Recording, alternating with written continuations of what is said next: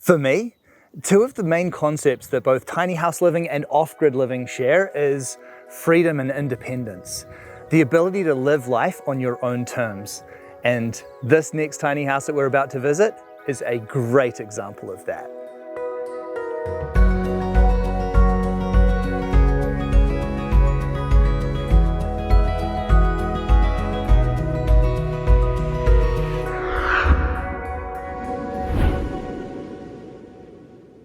G'day Ben, great to meet you, mate. Hey Bryce, good to meet you. Yeah, great.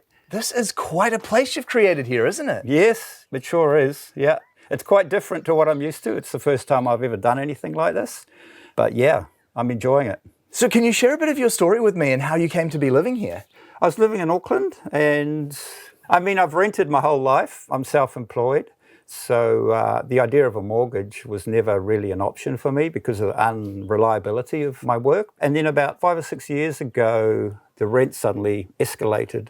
And I've been thinking about tiny houses for a few years as an option. So yeah, that kicked in. And then with the mandates, I couldn't work anymore during COVID. So again, I was like, okay, I've got to do something. And then there was an expo, Tiny House Expo in Auckland. So that was a great chance to go out there and check it out and talk to people, and I enjoyed that. And I saw a couple of tiny houses there that I really liked.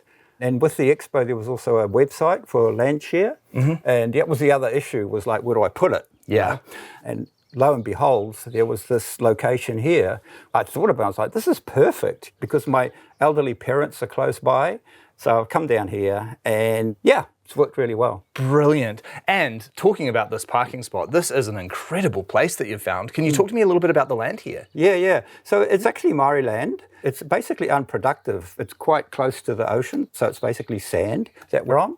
And they very cleverly took a portion of it and put some roads in and some drainage, and they created house sites for tiny houses. There's about 20 of them around the place. You can't even see them from here. It's amazing. They did actually involve the council. The council came. I was halfway through my build, and they came out, visited all the sites, and it was cool. At one point he looked at me and he said, do you know what? This place is actually better built than some of the consented houses I've been to. I don't doubt it. And I was like, I wish I'd recorded you saying that. But yeah, that was 100% for the council, yeah. And this landscape around here, you could not be further from the city right now, could you? This is an absolute dream property. Yeah, it is. When I first came here, there were a number of sites where I looked at, but this one was the one that I went, yeah, that's really cool. And actually, the site we're standing on, there was a tree fallen. You wouldn't even know there was a site here, to be honest. I never even thought that this was a building platform here. Yeah. It was that overgrown. But I somehow felt like, yeah, this is the one, The ocean is just like half a K away, but funny thing is I never go there. I think I've been here once in 2 years. I'm not an ocean person. I love plants. I worked as a landscape gardener initially, but yeah, so I've got the best of both worlds here. Beautiful. Don't you miss all of the traffic and smog and noise of Auckland though? I don't.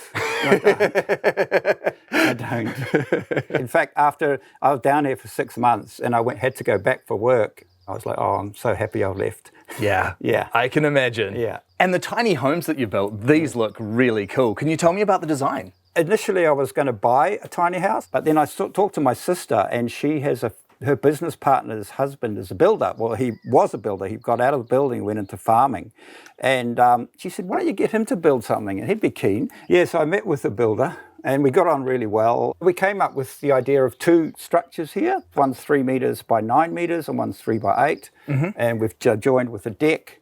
And it gives me the space while still staying within the tiny house regulations.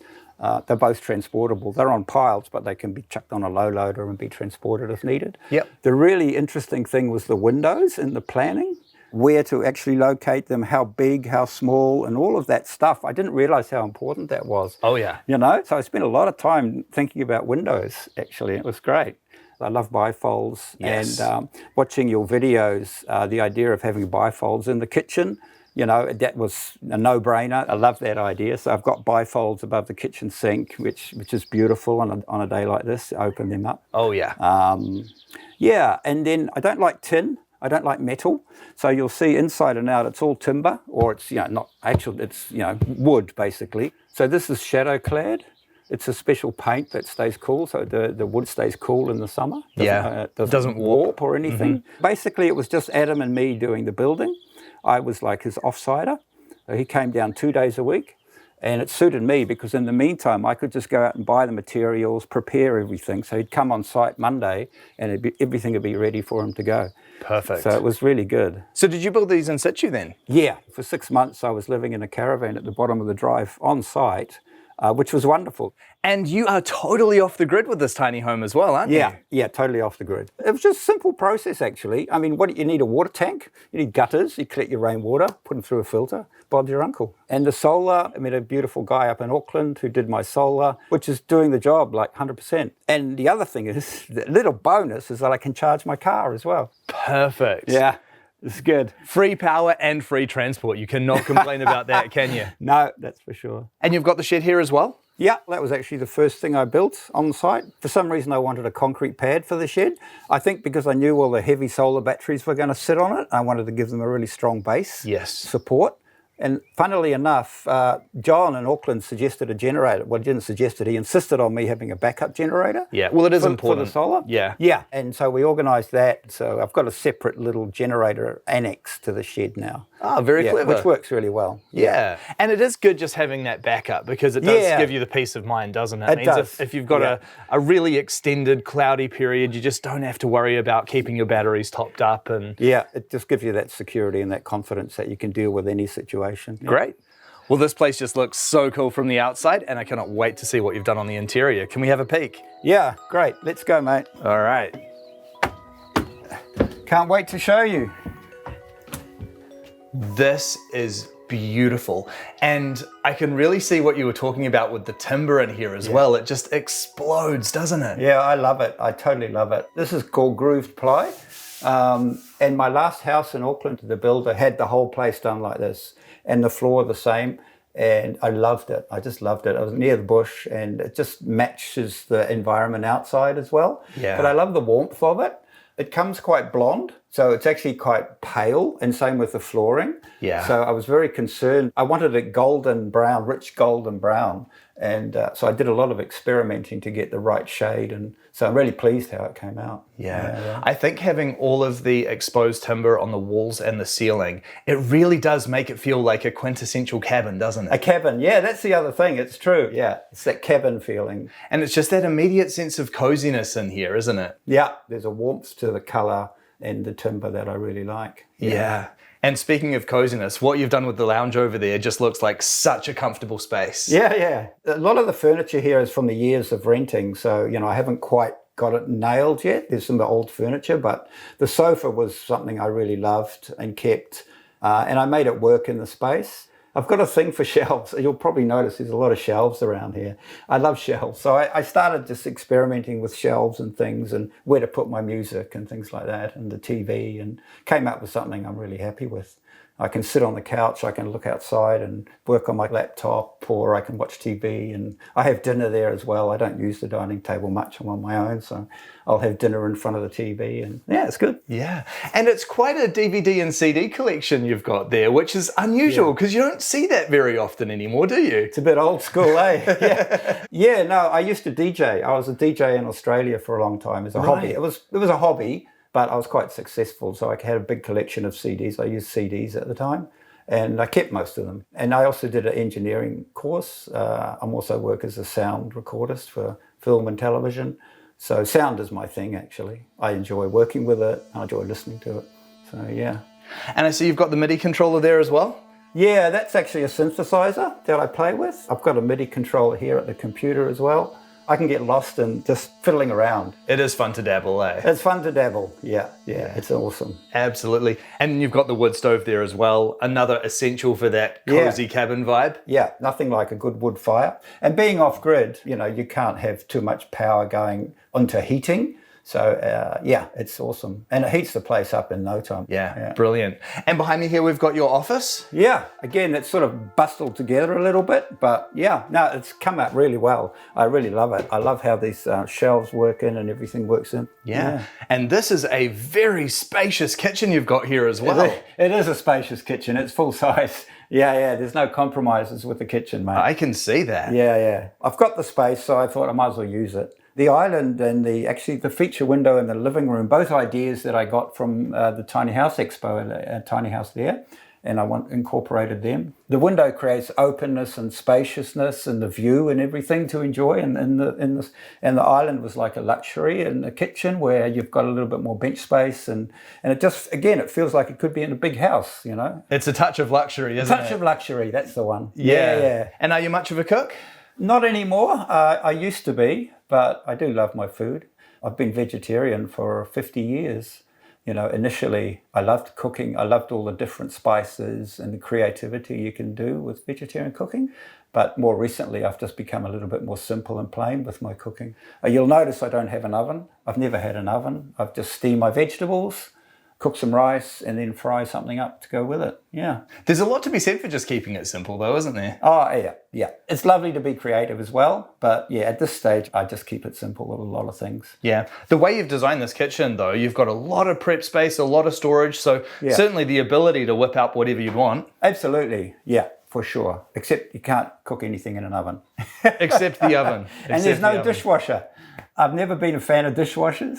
Really? No, I do understand why people have dishwashers, but I'm not a fan. I love the protocol and the discipline of doing the dishes at the end of the day, cleaning everything up. So in the morning, you come into the kitchen and it's lovely and clean. I like that. And the other thing is... that. It's weird, but I like that. I mean, I think that there is definitely something to be said for that idea of the discipline of that. That's actually something that I have never considered before, but I do quite like that sentiment. And the bedroom's in the other cabin. Yep, it is. Shall we go and have a look? Let's have a look. Cool, this way, Bryce. Alrighty.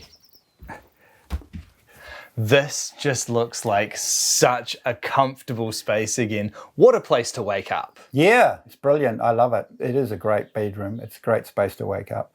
The placement of the windows, again, was quite critical for me. I don't like morning sun, so I was happy to have that behind me in the morning. But yeah, man, in the afternoon, it's just pumping in here and it's just beautiful. I can sit in bed in the sun, just lovely. I really like that about the orientation of the space as well, because I need a dark space to sleep. So once the sun's up, I'm up. So being able to have that sort of darker sleeping environment, I really like that. Yeah, I like it too. Funny thing is the curtains, the main curtains over the bifolds, there's a story behind those. They're really good curtains. When I painted the shadow clad in the storage, I needed drop cloths. And I got these curtains from secondhand just as drop cloths to cover the floor. And then I needed curtains for my bedroom. And I was like, oh, hang on a minute, I've got curtains. And I hung them up and they're perfect. They're perfect. And so you see on the inside, there's all these paint drops. But on the outside, you look at them and they just fit wonderfully. Just extra character. Yeah. And you've got storage under the bed as well? Yeah, that's really helpful. There's 4 drawers, 2 on each side. And that helps with putting things away for sure. Yeah. Yeah. And I really like the floors in these cabins too. The strand board just adds so much character, doesn't it? Yeah, it does. I really like it too. It's solid. It's very strong. It's quite thick and it's very durable. Again, I got it from the idea from my West Auckland house where I was renting before I came here. It comes also very pale. So I had to, again, experiment with the colouring of the polyurethane just to bring it up to that nice golden to match the walls. And it's come up really well. I'm super happy with it. Yeah. And you've got the meditation cushion down here too? Yeah. That's a corner that it's kind of like I'm not sure what I want to do with that corner yet. So at the moment, I've got the meditation cushions there. I actually meditate in bed most of the time. But the cushions are there. They draw me in and they entice me to sit quietly for 10, 15 minutes. And yeah, it's awesome. But I think eventually that's going to be maybe bookshelves or something once I get my whole wardrobe sorted. And there's still a few works in progress here. Yeah. So right now your wardrobe's just completely exposed? Yeah, just like this. I haven't got a wardrobe, basically. I've just set this up to hang my clothes. And at the moment it works. But yeah, eventually I'll, have a proper wardrobe. There's still things in progress. Yeah, fair enough. Yeah. It works. But I actually quite like it, especially because your wardrobe's quite colourful. I think it adds a bit of vibrance to the space. Oh, seriously? Okay. Oh, that's nice. Yeah. Yeah, I don't mind it. And it's like you don't have to open any doors. It's like, oh, what shall I just pick one? Yeah. Nice and easy. Yeah. I'm a big fan of nice and easy. Good to hear. Thank you. And then we've got the bathroom behind us. Can we check that out? Yep. Let's have a look. This is a very spacious bathroom. Yeah. It was important for me. In my rental places, they always, for some reason, had small, pokey bathrooms. So when I had the opportunity to actually make my own bathroom, I was like, I'm going to do a proper bathroom. So I have. And even the shower, I didn't want 900 by 900. I went for a 12 by 1, I think it is. Just having that lovely big shower, you know. Yeah. Well, if you've got the space, I think it's sensible to use it. Yeah, exactly. And then you've got the composting toilet there as well? Yeah, I love my composting toilet. It's a Clivus Multrum LP. Yeah, it works really, really well. It's got 2 chambers, and I rotate them every couple of months and let them compost down and then, redo them. Yeah. I think one of the things that I really like about these models is that they're just very easy to use as well. Like, they don't need to come with a long, complicated instruction manual. I like that as a guy, you can stand up to pee in these ones as well, which I think is actually a huge positive because I don't like sitting down. And I think these are really well designed. Yeah, especially the soft close lid. Oh, mate. I love a soft close toilet lid. I've never had one. And it's just like you can walk away, shut the lid, no complaints, And it just closes gently by itself. It's awesome. I think so many people are put off the idea of having a composting toilet. And so by making it a little bit more luxurious and by adding a nice pedestal and it sort of looks like a normal toilet and all of that sort of thing, it actually just makes the pill a little bit easier to swallow, doesn't it? Yeah, it does. It does. And I see you've got a washing machine here as well. Yeah, I've got my washing machine. I managed to keep the one that I've had for a long time already, and it works wonderfully off the grid. So no worries. And it's great to be able to do my laundry and everything, and still be off grid. Yeah, for sure. And then I see you've got a cable hanging on the wall. What's that all about? That's my charging cable for the electric car. So on a sunny day like we have today, I can charge my car. So my transport into town is free as well. It's wonderful. Why did you put your charging cable in the bathroom? Well, it's the closest power point to where I park the car. I just open the window, run the cable out. Bob's your uncle. Yeah. It's great. Handy too as well. If you forgot to plug in the car, but you need to pee. Yeah. You have a look at the cable and like, I forgot. Yeah, that's happened. That's happened. I've been sitting on the toilet and thinking, I've got to plug the car in. Wait a minute. So how long have you been living here now?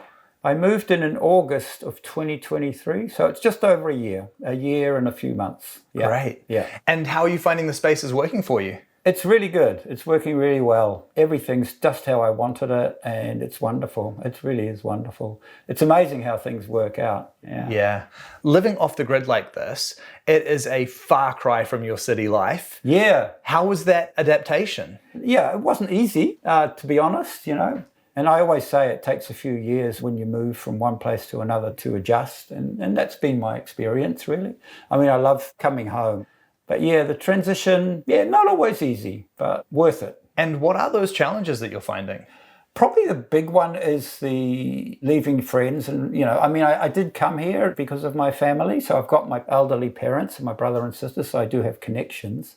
But not having friends, that was a challenge. Different lifestyle is the other one, different routines. I can't just walk down to the coffee shop like I used to. I have to get in the car and drive, and even the coffee shops are different, the mood's different, the vibe's different. Yeah. It's kind of first world problem in a way, but mentally it's an adjustment. Yeah, I totally understand. Yeah. There is a security in having your own home that I really value.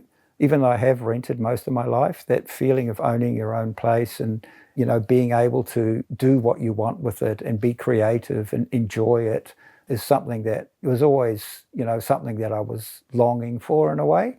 It was never that easy to do because I couldn't really manage a mortgage with my lifestyle of being self-employed. But it was always in the back of my mind. And having the tiny house movement start becoming connected to that was really an eye-opener and gives me the opportunity to follow my dream, if you like. So this is a tiny house which is comprised of the 2 buildings. Then you've also got quite an extensive solar system and everything here. Can we talk about the cost that was involved in building this home? Yeah, I came in under 200,000, 185,000, including everything. Yeah, I'm now really happy with how it worked out. Yeah, great. And so now that you're settling into life here, what does the future hold for you? Oh, yeah. Well, I am settling into life. It's nice that you put it that way. The future's good. The future's good. I've got a little side hustle down the road at a nursery where I go and work, and I started playing pickleball, which I love. I've got time for things like that, It's good. So it's a whole different lifestyle. It's a big adjustment, but I'm happy I've done it. Yeah. Well, I think what you've created here is really special, and give it a bit more time and I am sure that you will be even more happy that the city is well in your rearview mirror. What a space you've created for yourself here. Thank you so much for sharing it with me, Ben. No worries, Bryce. Thank you. Thanks for coming and sharing it and putting it out there in the world, mate. Yeah, I hope people enjoy it and get something from it. I'm sure they will. To me, this is a home that reflects absolutely everything that off-grid tiny house life should. Here, Ben has found resilience, he's found independence, and the ability to craft a home exactly the way that he likes it. This really is a very special place.